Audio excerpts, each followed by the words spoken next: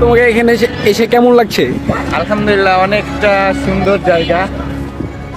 দর্শনীয় স্থানের ভিতর ঢাকার সবচেয়ে সুন্দর এবং ঐতিহাসিক যে জায়গা, সেটা আসাম মন্দির। খুব সুন্দর লাগলো। আসলে কি খুবই সুন্দর নাকি অন্য কিছু? চলুন ঢাকার আহসান মঞ্জিলের ভিডিওটি প্রথম থেকে শুরু করা যাক।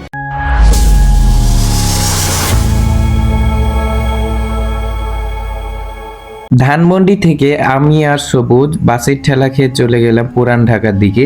বাস থেকে নেমে এবার আমাদের বাহন হলো ঐতিহ্যবাহী রিক্সা, এবং রিক্সায় উঠে জগন্নাথ বিশ্ববিদ্যালয়ে দেখা পেলাম। পুরান ঢাকার এই সরু গলি, রিক্সার টুংটাং শব্দ আর চারপাশে চেনা কোলাহল সবকিছু মিলিয়ে যেন এক অন্যরকম অনুভূতি। পুরান ঢাকা পার করে বুড়িগঙ্গা নদীর তীরে মাথা উঁচু করে দাঁড়িয়ে আছে এই আহসান মঞ্জিল। পৌঁছেই আমরা কাউন্টার থেকে টিকিট কেটে নিলাম। তারপর যেই না মেন গেট দিয়ে ভেতরে পা রাখলাম, এক পলকে যেন চোখ জুড়িয়ে গেল। কোলাহলময় পুরান ঢাকার ঠিক মাঝখানে এত সুন্দর শান্ত আর পরিপাটি একটা জায়গা আছে, ভাবাই যায় না। চারপাশে সবুজ আর দৃষ্টিনন্দন গোলাপি স্থাপত্য সত্যি মনোমুগ্ধকর করার মতো। আহসান মঞ্জিলের দিকে তাকালেই প্রথমে যা সবার নজর কাড়ে তা হলো এর সম্মুখ ভাগের বিশাল ও রাজকীয় সিঁড়ি। বুড়িগঙ্গা দিক থেকে সোজা দোতলায় উঠে গেছে এই কারুকার্যময় সিঁড়িটি।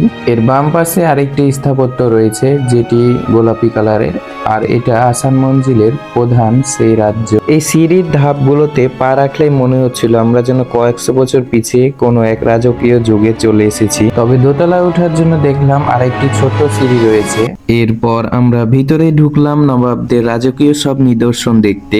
সেখানে সবচেয়ে আকর্ষণীয় যে জিনিসটি আমাদের নজর কাড়লো তা হলো নবাব ও রাজাদের ব্যবহৃত বিশাল হাতির মাথার কঙ্কাল এবং হাতির দাঁতের তৈরি নিখুঁত কারুকার্যময় সব জিনিসপত্র।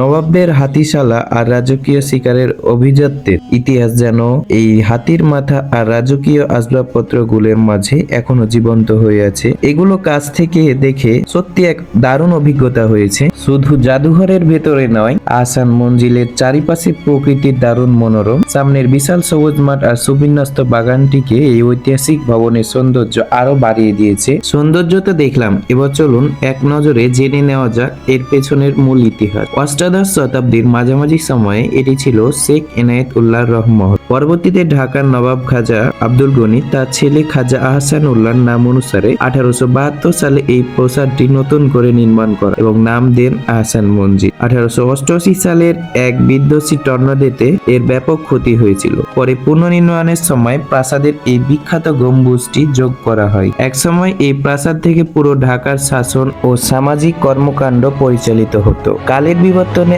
আজ এটি আমাদের জাতীয় জাদুঘর এবং ঢাকার অন্যতম প্রধান ঐতিহ্য। ধানমন্ডির ব্যস্ততা থেকে এসে পুরান ঢাকার এই ঐতিহাসিক প্রাসাদে কাটানোর সময়টা আমাদের দুজনের খুব ভালোই লাগলো। ইতিহাস আর প্রকৃতির এই মেলাবন্ধন ছিল সত্যি অসাধারণ। আপনারা যদি এখনো না এসে থাকেন তবে কোনো এক বিকেলে ঘুরে যেতে পারেন ঢাকার এই রাজকীয় সৌন্দর্যতে। তো বন্ধুরা, আমি এছাড়া বিভিন্ন রাজাদের জিনিস দেখতেছিলাম ঘুরে ঘুরে, যেগুলো আমার চোখে খুব ভালোই লাগছিল। এখানকার যিনি রাজা, তিনি এই রাজকীয় চেয়ারে বসতেন এবং এই রাজকীয় চেয়ারে পুরো ঢাকার শাসন কার্য চালনা করতেন। এবং দেখতে পাচ্ছেন অনেকগুলো পুরাতন ঐতিহ্যের সেই অস্ত্রগুলো।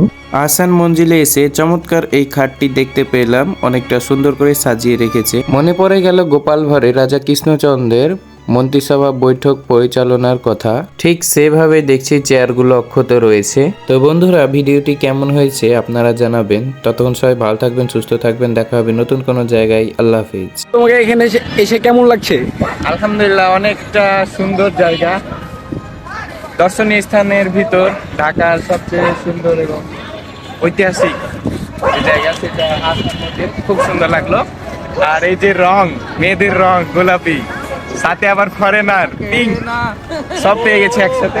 পরিবেশ, আশপাশে গাছপালা আর পাখি উড়ে যাচ্ছে, পুরো একটা সুন্দর ভিউ। পাঞ্জাবির সাথে ভালো একটা লুক বানিয়েছে, ছবি তুললাম, অনেক ভালো লাগলো। ভিডিওটি ভালো লাগলে লাইক করবেন, পাশে থাকবেন।